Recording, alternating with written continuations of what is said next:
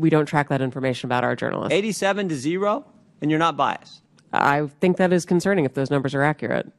It's concerning. I mean, it wasn't 44-43. It wasn't 60-27. It wasn't 70-17. It wasn't even 80-7. It was 87 Democrats, 0 Republicans, and you say NPR is not biased. For years we've known it. We've felt it. The blatant left-wing bias at NPR wasn't just a hunch, it's been an undeniable fact. And now, thanks to Congressman Jordan and a few brave whistleblowers like veteran journalist Uri Berliner, we have proof. Thank you, Madam Chair. Ms. Maher, who is Uri Berliner? Mr. Berliner is a former senior editor, That's all? a former senior business editor for NPR. How long do you work at NPR? I believe he was there just over 25 years. 25 years? Award-winning journalist? Did he win any awards? Our time did not Peabody overlap. Award? That's pretty important, isn't it? That is, So absolutely. pretty distinguished journalist, right? Certainly. And he wrote a long story about what you do at NPR. Is NPR biased? Congressman, I have never seen any instance of Never? Political bias determining editorial decisions, no. Berliner penned a devastating expose last year, pulling the curtain back on how NPR had become, in his own words, an echo chamber of progressive orthodoxy. He said it outright.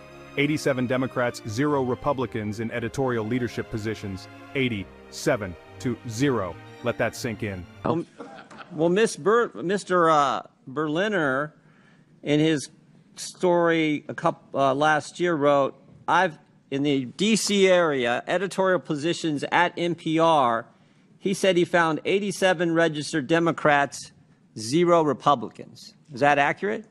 We do not track the numbers or the voter registration, but I find that Was award-winning journalist who worked 25 years at NPR, Mr. Berliner, was he lying when he wrote that? I am not presuming such. I just we don't track that information about our journalists. 87-0, and you're not biased. I think that is concerning if those numbers are accurate. It's concerning. I mean, it wasn't 44-43. It wasn't 60-27. It wasn't 70-17. It wasn't even 80-7. It was 87 Democrats, 0 Republicans, and you say NPR is not biased. How about the big stories over the last few years? According to Mr. Berliner, again, he wrote on the Trump-Russia story, he wrote, at NPR, we hitched our wagon to Trump's most visible antagonist, Representative Adam Schiff. He said they interviewed him 25 times. Is that accurate?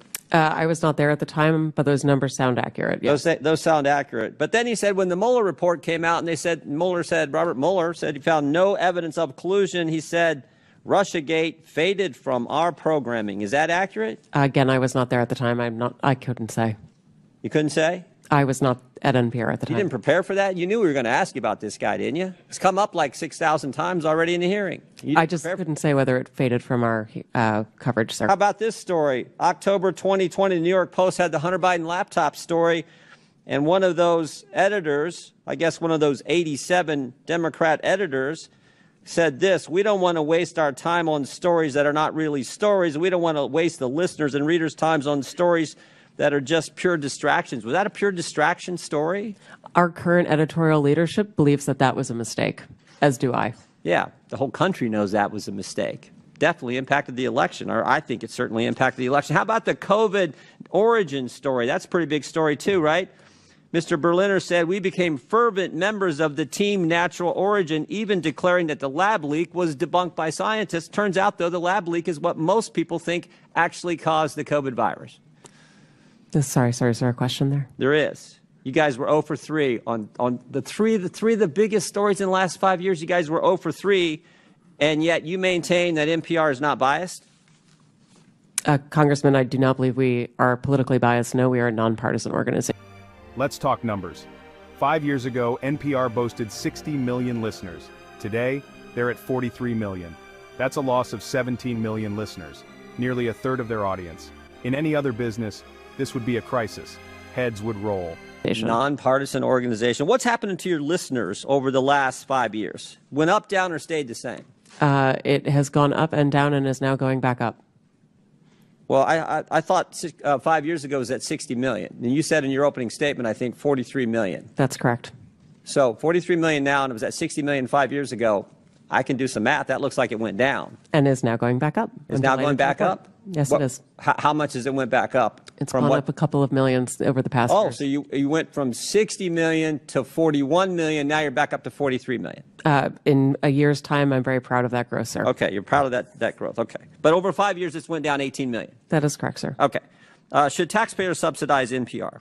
I believe that taxpayers subsidize local stations, sir. That is the vast majority of what I thought you said you got 11 million from Corporation of Public Broadcasting, which is taxpayer funded directly to you, right? That is to support the public And then radio local satellite stations system. get it from the Corporation of Public Broadcasting, right? They get taxpayer 100 money. million that goes to the local 100 million goes to stations, local stations, and then those local stations buy back programming and content from you. So that money goes to the local stations, comes back to you, gets routed through the local stations, all taxpayer money.